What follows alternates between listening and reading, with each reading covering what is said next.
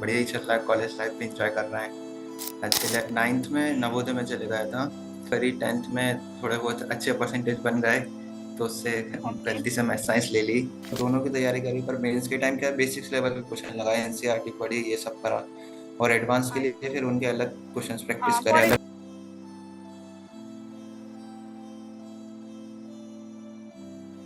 Travel India podcast में आप सभी का स्वागत है। मैं आपकी होस्ट प्रिया राठौर आज इंट्रोड्यूस करने जा रही हूँ एक ऐसे गेस्ट को हमारे जिन्होंने अभी थोड़े टाइम पहले ही जेई एडवांस क्रैक किया है एंड एनआईटी सूरत में इनको एडमिशन मिला है। तो जिनका नाम है विवेक चांचुरिया। विवेक, आप यहाँ पर हैं अवेलेबल अभी? हाँ। Yes ma'am. या कैसे हैं विवेक आप? I am all well ma'am. Okay, कैसी चल रही है अभी पढ़ाई आपकी? कैसा चल रहा है आपका सफर जो आपने अचीव किया है? कैसी खुशी हो रही है आपको? खुशी तो बहुत हो रही है अभी, तो मतलब बढ़िया ही चल रहा है। कॉलेज लाइफ भी इंजॉय कर रहे हैं।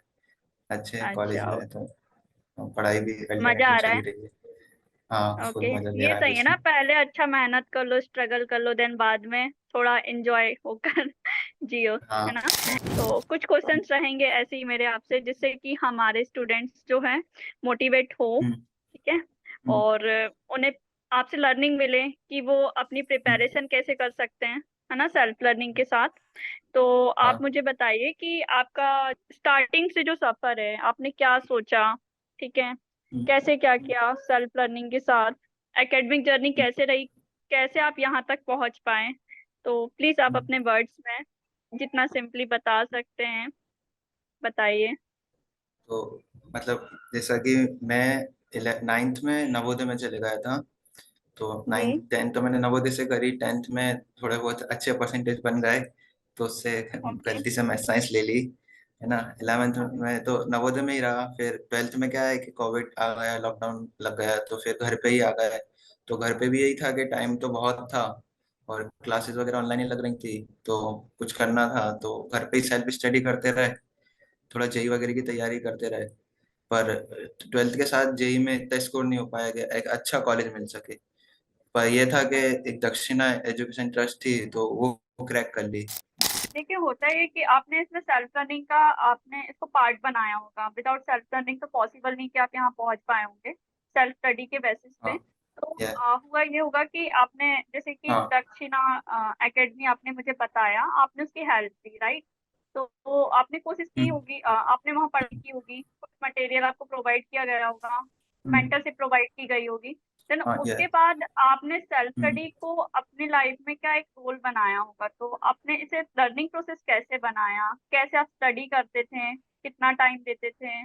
जी। तो जैसा कि ये था कि दक्षिणा में चले तो गया, वहां पे थियोरेटिकल नॉलेज तो टीचर्स ही दे रहे थे, पर अपने आप को ओके। टेस्ट करने के लिए जो कुछ था वो सेल्फ स्टडी था। मतलब ओके। हम क्या पढ़ रहे हैं, फिर क्वेश्चंस प्रैक्टिस करना है, क्योंकि JEE is all about the number of questions you practice. तो वो अपन को खुद से करना था, तो बुक्स हमें सब प्रोवाइड कर दी गई थी, बाकी हम सेल्फ स्टडी की मदद से खुद क्वेश्चंस डेली प्रैक्टिस करते थे। खुद को टास्क देते थे कि आज इतने क्वेश्चंस करने हैं, इतने टाइम में, टाइम लिमिट सेट करके। इन्हीं सबसे, और ग्रुप स्टडी करे, मतलब सेल्फ स्टडी के साथ साथ, जिससे पेयर प्रेशर बढ़ा और हम अच्छे से अच्छे कॉम्पिटिटिव एग्जाम की तैयारी कर सकें। तो क्लासरूम स्टडी को आप कितना टाइम देते थे? क्लासेस लगभग 6 से 7 आवर्स तक की क्लासेस होती थी। उसके बाद ओके। नाइट में 8 से 9 PM अराउंड के स्टार्ट करके हम रात को 1-2 बजे तक सेल्फ स्टडी को टाइम देते हैं। Around 4 to 5 hours we give to self study.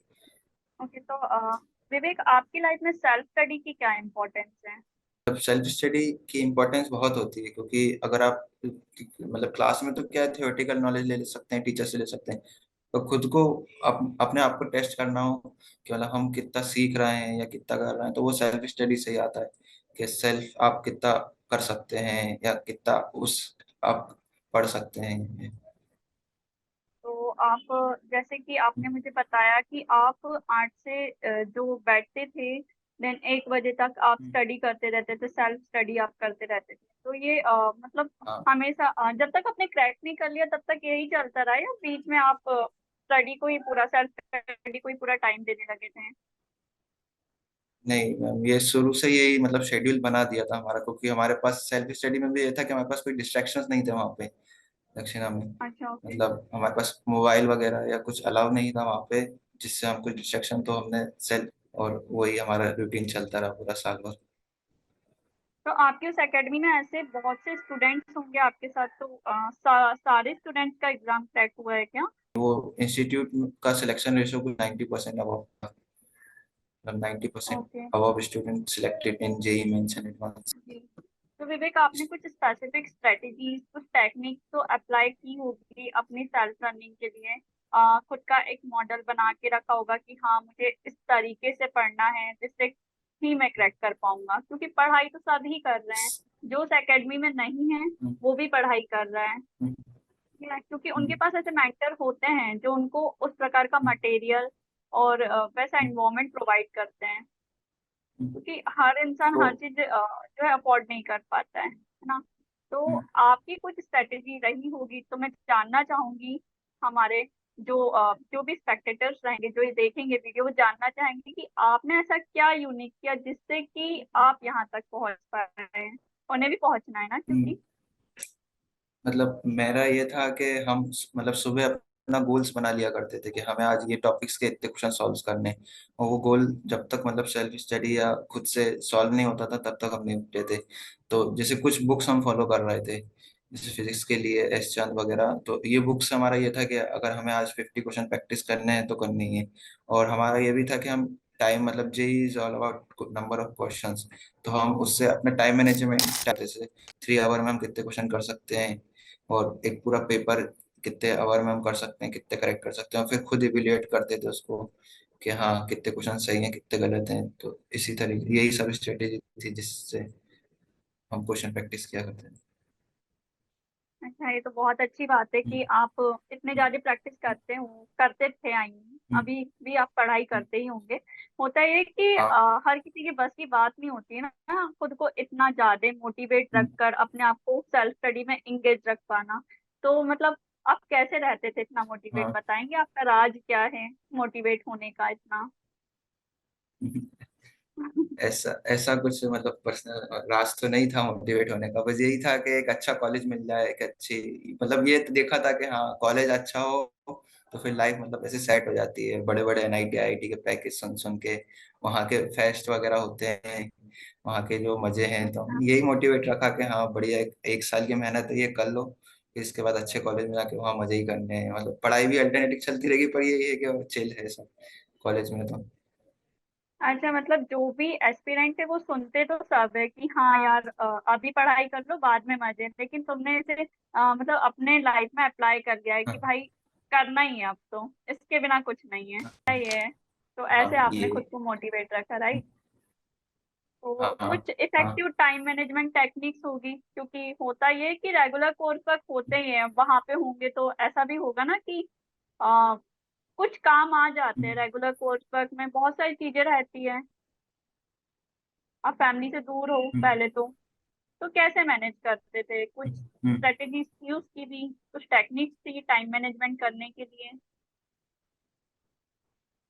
मतलब टाइम मैनेजमेंट्स के लिए टेक्निक्स तो कुछ नहीं थी, बस ये था कि हमारा एक प्री प्लान शेड्यूल था कि हमें इतने टाइम तक ये टॉपिक पढ़ने कभी हैं ब्रेक नहीं हो और आपका उनके ये शेड्यूल? क्वेश्चन प्रैक्टिस करने हैं। तो मतलब ब्रेक तो हो जाता था, पर एक आध दिन में वो कवर हो जाता था, तब कर देते अच्छा। थे, क्योंकि वहाँ के टीचर्स वगैरह भी स्ट्रिक्ट थे और पूरी प्लानिंग से चलता था, तो हो जाता था। घर से दूर से कोई डिस्ट्रैक्शन वगैरह नहीं था हमारे पास।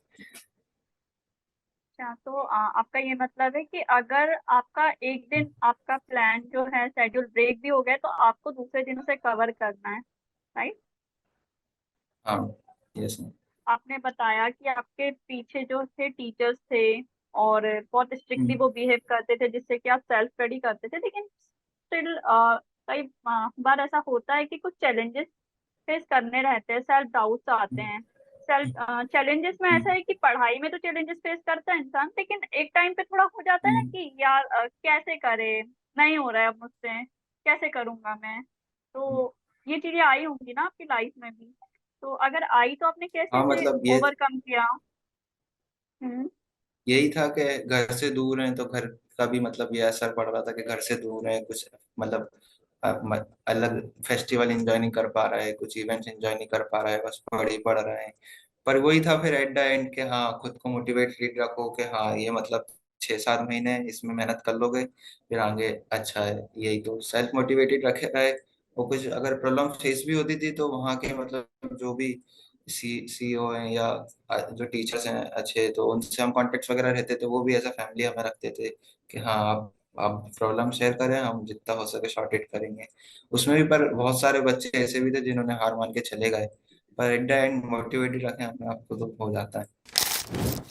ओके, आप कोई ऐसी अपनी पर्सनल स्टोरी शेयर कर सकते हैं जिससे कि आपको लगा कि हाँ अब सेल्फ स्टडी ही मुझे जो है या फिर जो भी चीज है आपको यहाँ तक के ला सकती है, और ऐसा कोई मेंटर या फ्रेंड या फैमिली का कोई मेंबर रहा हो जिसने आपको यहाँ तक के सपोर्ट किया है, आपको यहाँ तक के जिसको आप बोलना चाहिए कि योगदान देना चाहेंगे कि हाँ ये हो नहीं होते तो आज मैं यहाँ नहीं पहुंच पाता।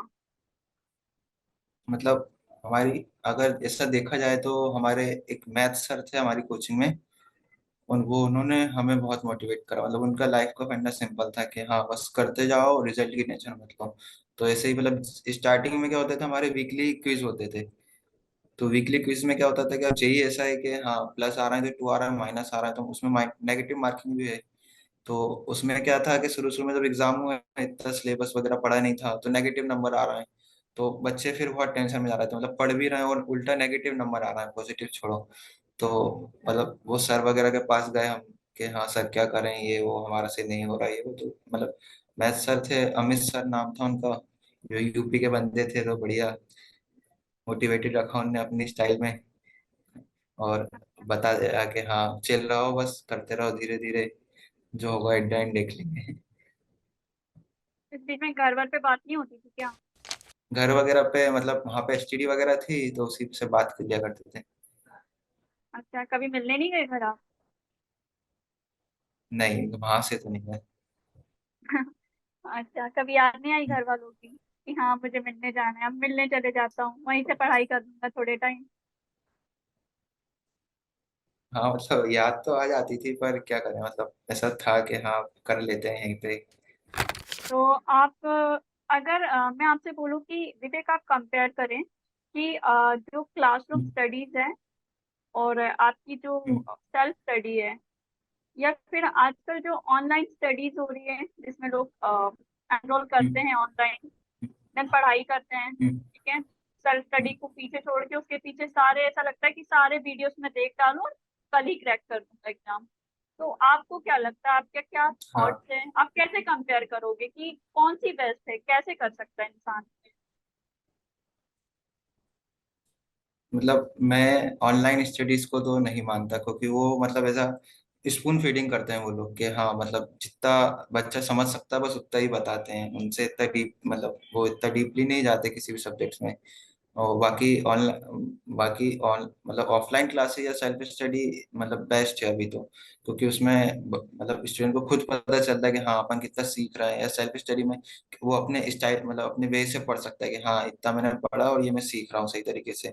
ऑनलाइन स्टडीज तो क्या है कि वो लोग बस उतना ही सिखाएंगे या इजी लैंग्वेज में सिखाएंगे, वो उस समय के लिए सही लगेगा कि हाँ मतलब आ रहा है सब समझ में, पर बाद में फिर दिक्कत होगी कि नहीं मतलब ये इतना नहीं था, इससे ज्यादा चीजें थी या ये था वो था ऐसा। ओके, तो जो ये जेई रहता है इसमें दो रहते हैं ना, आई थिंक मेंस और एडवांस, राइट?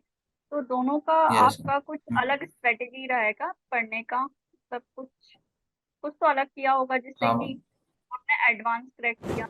मतलब एडवांस नहीं हुआ मेरा मेरा मैथ्स कट ऑफ नहीं था एडवांस में, मेरा जेई मेंस क्लियर हुआ। जेई मेंस में ये ओके। था कि जेई मेंस मतलब ऑल अबाउट एनसीईआरटी और 11th 12th का सिलेबस रहता था, और एडवांस में थोड़ा हायर लेवल चल जाता था। तो जेई मेंस का पेपर और एडवांस के पेपर में समथिंग 1.5-2 महीने का गैप था, 2 मंथ गैप रहता था। तो हमने पहले तो तो उसे मतलब क्या आपके हिसाब से कैसे स्टार्ट करना चाहिए?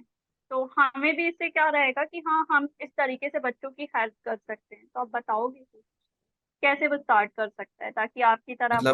मतलब जेई मेंस और एडवांस के लिए तो यही है कि अपने कॉन्सेप्ट्स क्लियर रखें, बेसिक्स जितने रहते हैं, और कॉन्सेप्ट्स क्लियर रखें तो क्वेश्चन हो जाएंगे। ट्रिक्स के पीछे ज्यादा ना पढ़ते हुए अपने थियोरेटिकल नॉलेज बढ़ाएं, कॉन्सेप्ट्स क्लियर रखें, क्योंकि वहां पे ये नहीं है कि एक पर्टिकुलर टाइप के क्वेश्चन आएंगे, वहां पे आपके कॉन्सेप्ट जो होंगे उस पे कैसे भी क्वेश्चन बना सकते हैं वो लोग। मतलब हर साल इतने सेट्स बनते हैं, इतने क्वेश्चन बनते हैं, तो डिफरेंट टाइप्स ऑफ ऑप्शन बना देते हैं। बस यही है कि आप अपनी थ्योरी और जो का लॉजिक है उस चीज के पीछे वही ध्यान रखें बस, और बेसिक से स्टार्ट करें, बिल्कुल हर चीज को पढ़ते चलें। ओके, आपने बेबल इंडिया के बारे में तो सुना होगा, सुरजीत आपको बताए होंगे, एंड मैं भी बता देती हूँ। ये हमारा एक या सेल्फ लर्निंग इकोसिस्टम है जहाँ पे हम स्टूडेंट्स को, एस्पिरेंट्स को जो आगे बढ़ना चाहते हैं उन्हें मोटिवेट करेंगे, मेंटरशिप प्रोवाइड करेंगे, साथ में और भी चीजें प्रोवाइड करेंगे। ऐसा इकोसिस्टम प्रोवाइड करेंगे जहाँ पे वो सेल्फ लर्निंग पे फोकस करके आगे बढ़ सके, अपने एम को अचीव कर सके। तो आपको क्या लगता है, आपके क्या थॉट्स इसके बारे में, कैसा है हमारा ये इनिशिएटिव? एंड आप जुड़े रहिएगा इससे, तो आप प्लीज बताएं।